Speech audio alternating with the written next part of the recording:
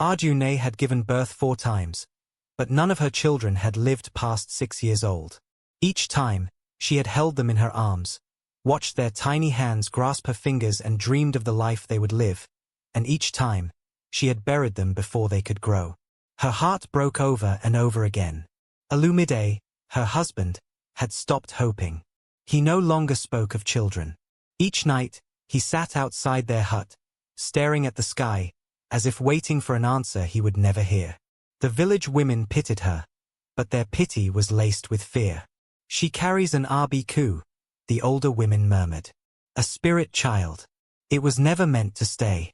In the village, people warned pregnant women never to walk near silk cotton trees. Those trees were home to the Abiku, spirit children who brought only pain. If a pregnant woman passed by, an Abiku would follow her home. It would slip into her womb, take the place of her real baby, and be born into the world. But these children did not stay. Abikus choose when they would die. They left their mothers grieving, then returned again and again, always reborn, always bringing sorrow. Each time they came back, they took something, a family's wealth, their peace, their hope. Some parents lost everything trying to keep them. They would return until the mother had no more tears to give, until she could carry no more children. This had happened to Adunni. She had not known when she was pregnant the first time. She had not felt the Abiku's presence when it followed her home. But when her child died, and the next, she understood. It was never a new child. It was the same one, returning to her womb over and over again. Now she was pregnant again, but there was no joy in her heart. Instead, she lived in quiet fear, not knowing if this one would stay, but she could not bear to lose another. Desperate, she walked deep into the outskirt of the village and reached the home of Iya Agbar, the old seer who had lived longer than anyone. If anyone could help, it was her. Iya Agbar sat by the fire, her face calm as she placed a hand on Adunni's belly. After a long silence, she spoke. "This child is not your own," she said. "She is an Abiku." Adunni's throat tightened. She had feared this, but hearing it aloud was worse. "The spirit saw you," Iya Agbar continued. "It followed you home and entered your womb. This is why your children never stay. They are never truly yours." Tears burned Adunni's eyes. "Then what do I do?" she whispered. "How do I keep this one? When she is born, name her Durosinmi. It means stay and rest with me. Do not treat her like a child already lost. Let her know she is loved. Let her know she is wanted. Her companions will try to take her to her world, but you must not let go." Adunni swallowed hard and placed both hands over her belly. She would not lose this child. Not this time. When the child was born, only Adunni rejoiced. There were no songs, no celebrations. The villagers kept their distance. The midwife who delivered her barely looked at the child before stepping away, wiping her hands as though she had touched something unclean. "She is too beautiful," she murmured. "Too perfect." And she was. She was beautiful. Her skin glowed like smooth bronze, and her eyes were deep and knowing, as if she had lived many lives before. Her thick black hair curled gently around her face. But no matter how beautiful she was, the villagers did not admire her, instead they feared her. They avoided Adunni's hut, crossing to the other side of the path when they walked by. Women clutched their own children closer, afraid that even looking at Durosinmi too long would bring misfortune. Adunni did not care. She had prayed, begged, and suffered for this child. Now that she was here, Adunni would protect her, no matter what. She pampered Durosinmi, dressed her in the finest cloth, and fed her the best food she could find. She never let her go hungry and never let her feel unloved, just like Iya Agbar told her not to. Yet, no matter how much Adunni held on, there was something different about Durosinmi. She rarely cried, even as a baby. When she fell, she did not wail like other children. She simply stood up and kept going, as if pain did not belong to her. She moved too lightly, her small feet barely making a sound on the ground. The animals sensed it too. Chickens scattered when she passed. Dogs lowered their heads and whimpered. By the time she turned 5, the whispers grew louder. Adunni knew the villagers were waiting. They did not say it aloud, but she saw it in their eyes. They watched Durosinmi, expecting the same fate as before, waiting for the day she would suddenly stop breathing, as all the others had. But Adunni refused to let that happen. So she held her daughter close every night, whispering the same words. "You will stay. You will rest with me." But even love could not silence fear. One evening, as Adunni washed clothes by the river, she looked up, and her heart stopped. Across the water, Durosinmi stood at the edge of the forest, her small hands pressed against the bark of an ancient silk cotton tree. Her lips moved, but no sound came out. Adunni dropped everything and ran. "Durosinmi," she called. Her daughter turned slowly. "Yes, Mama." Adunni grabbed her hands, pulling her away from the tree. Her fingers shook. "What were you doing?" Durosinmi smiled, her face calm. "Nothing, Mama. I was just listening." Listening to what? Adunni did not ask. She did not want to know. Instead, she knelt, pulling Durosinmi into her arms. She held her tightly, pressing her cheek against her daughter's warm skin, and whispered the words again, as if saying them enough times would make them true. "You will stay. You will rest with me." But deep in her heart, fear whispered back.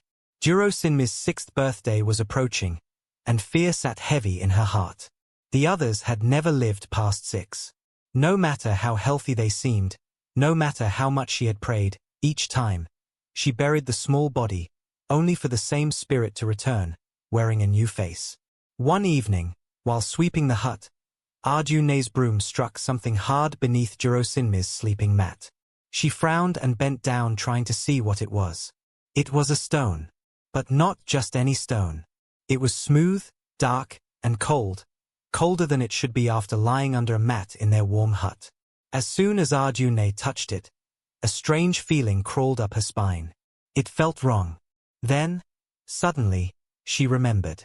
Find the thing that binds her to them and destroy it. Iya Agbar's voice rang in her ears, clear as the day she had spoken. Her companions will not let her go. They will leave something behind, something small, something hidden. That thing ties her to their world. Until it is destroyed, they will always have a way to call her back. Adunni's breath quickened. Was this it? Her heart pounded as she stared at the stone. A question burned in her mind. Why have I never seen this before? She had lost Durosinmi 4 times before. If this stone was what tied her to the spirit world, had it always been there, hidden away? Had Durosinmi kept it from her before? But this time, she had left it where her mother could find it. Adunni's chest tightened. She turned toward the doorway and called, "Alumide." A moment later, her husband stepped inside, his face wary. "What is it?" Adunni held up the stone, her hands shaking. "I found this under her mat." Alumide frowned, stepping closer. "Okay, it's just a stone." "No," Adunni whispered. "It's not." She turned to Durosinmi, who sat in the corner, playing quietly. "Durosinmi," she called softly. "Where did you get this?" The child looked up, her bright eyes meeting her mother's. "I brought it with me." Alumide inhaled sharply, his expression unreadable. Adunni's breath caught. "From where?" She already knew. "You've always had this, haven't you?" Adunni asked. "Every time you came back." Durosinmi nodded. "Then why did I only find it now?" For the first time, Durosinmi hesitated. Her small fingers brushed against the edge of the mat. Then, in a voice softer than the wind, she said, "I wanted to know." "Know what?" Adunni's voice trembled. "What it means to stay." All this time, Durosinmi had been a visitor, a spirit passing through. She had never truly chosen to live as a human. She had never needed to. But this time, something was different. Had she grown tired of watching her mother grieve? Had she become curious about life beyond 6 years? Had she finally begun to wonder what it would mean to stay? Adunni felt Olumide's presence beside her, his breath slow and uneven. He reached out and touched the stone, his fingers brushing over its cold surface. "You let her find it this time," he murmured. Durosinmi met his gaze. "Yes." Adunni and Olumide exchanged a long, uncertain look. This was the key. If they wanted to keep Durosinmi, the stone had to be destroyed. Adunni and Olumide sat outside in front of their hut by the fire. Adunni held the stone, feeling its strange coldness in her hands. It was small, but she knew it carried great meaning. She looked at Olumide, her voice low. "This is it," she said. "This is what ties her to them." Olumide's face grew tense. He looked from the stone to his wife. "How do we destroy it?" Adunni took a deep breath. "Fire," she said. Olumide frowned. "Why fire?" "Fire is final," Adunni said. "It cleanses. It destroys what cannot be undone.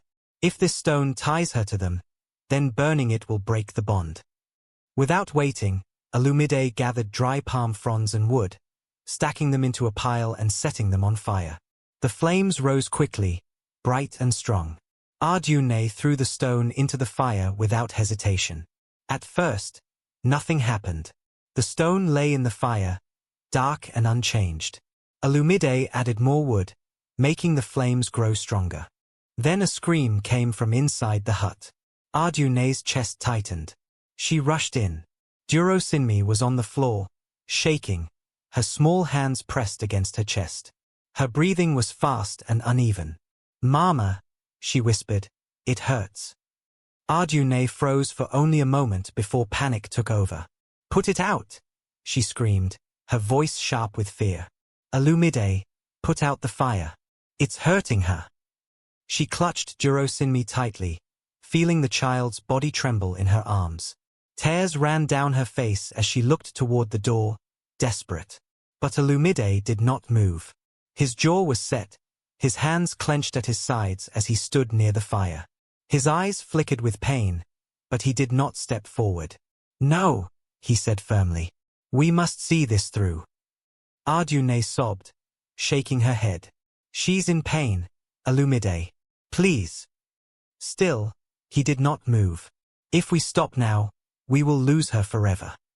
Adunni turned back to Durosinmi, whose breathing was ragged, her small fingers clutching at her mother's cloth.